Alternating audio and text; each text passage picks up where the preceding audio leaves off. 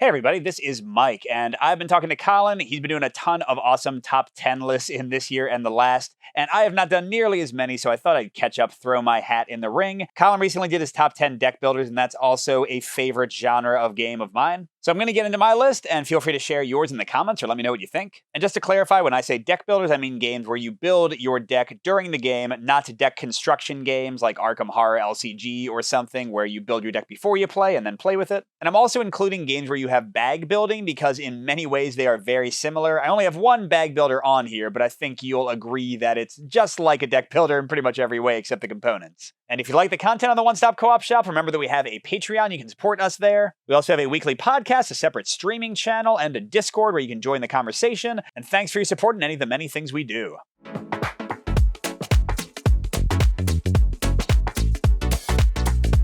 So my number 10 is one that I know a lot of people were miffed because Colin didn't include it in his list. And for me, it's also not much of a deck builder. Colin doesn't really think of it as a deck builder at all, which is why it's so low on my list, even though I think it's a great design, and that is Mage Knight. So if you don't know Mage Knight, it's a competitive, cooperative, or solo adventure game where you are adventuring around the land, building up your deck and abilities by leveling up, finding allies, getting artifacts. And then you use the cards in your deck to move around, to resolve adventures, to have these crazy combats, especially when you get with these cities or Volcar at the end. And even though this is not a game that I personally own anymore because it was a little bit too much of a bear to set up, and I did not enjoy playing it competitive or cooperative very much at all. It's just a bit too long for that, at least for my taste. But it's still a fabulous solo game, a great design by Vlaada Chvátil, one of my favorite designers. So if you like adventure, if you like the feeling of your character leveling up in crazy ways, and if you like huge combo-tastic battles, this game offers them in spades. But you might want to avoid this one if you're looking to play with multiple players and don't want to play for like 3 or 5 hours. Also, I know the rulebook intimidates some people and can be a little bit tough to grok.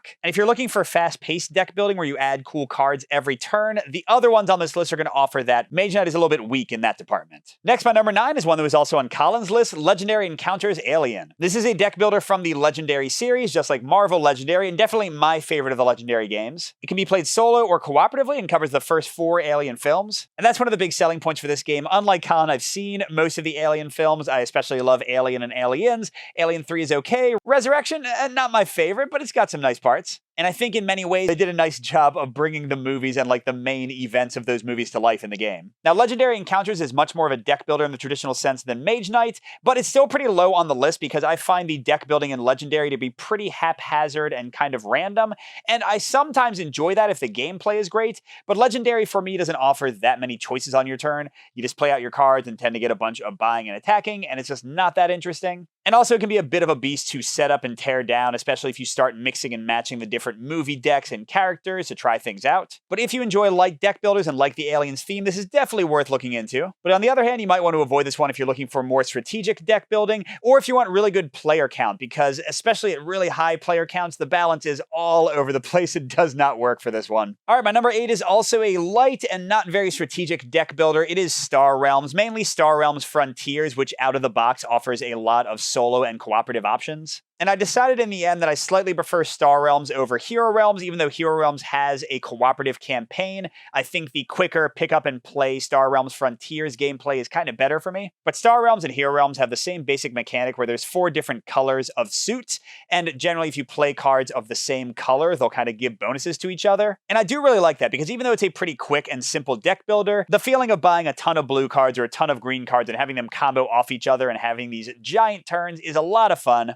And a major selling point for Star Realms Frontiers, pushing it to number 8, is that it is such an amazing bang for your buck. You get a pretty good mix of player cards, but a ridiculous number of bosses to try out for co-op or solo in this one box. It's hard to beat that value. So yeah, you might want to check out Star Realms Frontier if you want a quick playing, affordable deck builder if it's not too heavy. But kind of like Legendary, you might want to avoid this one if you're looking for really strategic deck building. You don't get too much of that. And also, if you're going to play it cooperatively, just realize that the way they do it is kind of like you all share the same life pool and you can give each other attack and money. So it's almost like you're playing solo and just kind of splitting the resources up amongst yourselves, which might put off some cooperative groups, I think. And getting to my number 7, this one is sort of cheating because it's Core Worlds, and this one does not have in retail a solo or co-op mode yet, but I got to play Core Worlds Nemesis when it was on Kickstarter, and I still have my prototype floating around. I think Peter has it. So I'm going to pretend we're slightly in the future when that Kickstarter is delivering and let myself put this one on the list, because Core Worlds is an amazing competitive deck deck builder.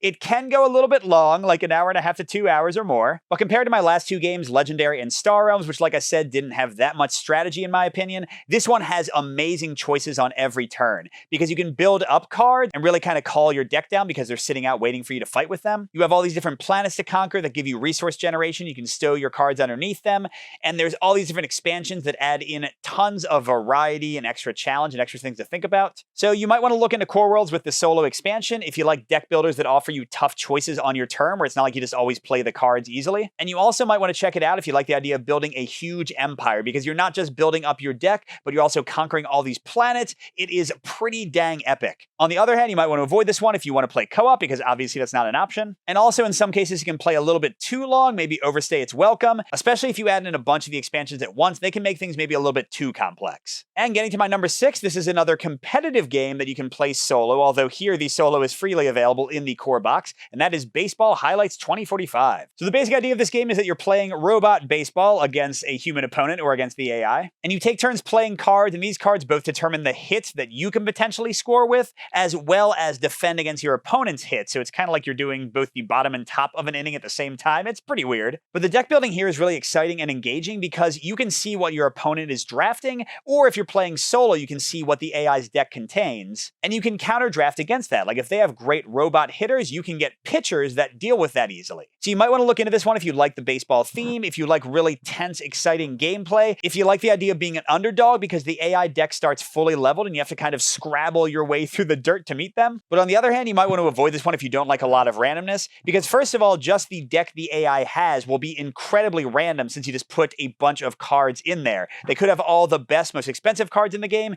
They could be total chumps. And there's even more randomness in the cards. Which cards do you get for the turn? Which cards does the AI flip? Sometimes they will perfectly counter you. Sometimes they will do absolutely nothing. And that can be both exciting, but it can also be frustrating or annoying or boring. So just go in aware of that. It can be a very random game indeed. And at number 5, I have another game that made Colin's list, although it's not nearly as high for me, and that is Imperium Classics and Legends. So this is another competitive game with a solo mode. You control a given civilization. There's a whole bunch, I think 8 in each of the box sets. And in solo, you contend with a unique AI based on the civilization you're fighting against. So you have in Imperium something that I love, a lot of factions to try, a lot of enemies to go against. It really keeps the game fresh with even just one of the box sets. And if you buy them both, man, you have a ton of great options to play with.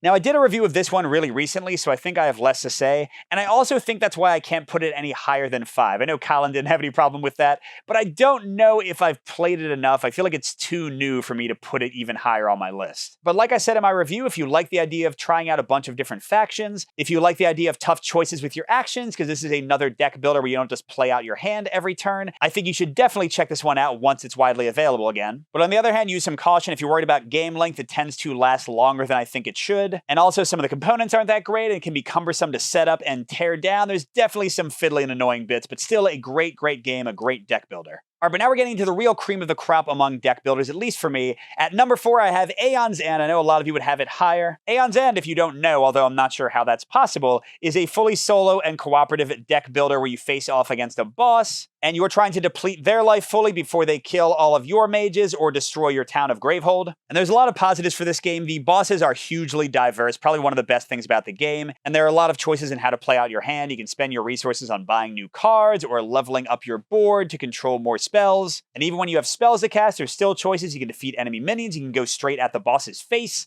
And also, this could be a positive or a minus, but there's lots of different standalone sets, so you can kind of pick how you want to play. I particularly recommend the latest 2 sets, which have the expedition mode in them, like Outcasts. I think that's the most fun way to play and gives you a lot of nice options. You kind of get the storyline that was in the first Legacy version of Aeon's End, while also giving you some nice variety and choices and doing campaigns after you finish that. So Aeon's End is a big recommend for solo and cooperative play if you like the variety of bosses, if you like different ways to play, like Legacy or Campaign, if you want tough choices on your turn for how you'll use your stuff. But my big caution for Aeon's End, and this is what's keeping it down to number 4, is that personally, I don't find the player cards that interesting. Even with all the expansions they've done, I still feel like they haven't really done that many that give me like cool abilities and cool choices besides just doing more damage. So I think if you want really exciting player cards and player card combos, Aeon's End is still pretty weak even after all the success they've had in the series. All right, getting to my number 3. This is one you've heard me talk about a lot, especially if you listen to the podcast. This is the Red Dragon Inn Battle for Greyport. So this is a cooperative town defense builder, kind of like Aeon's End or Shadow Rift, although for me this is the best one. And you can play it solo, although you have to at least two-hand it. And I definitely think this one is best for co-op,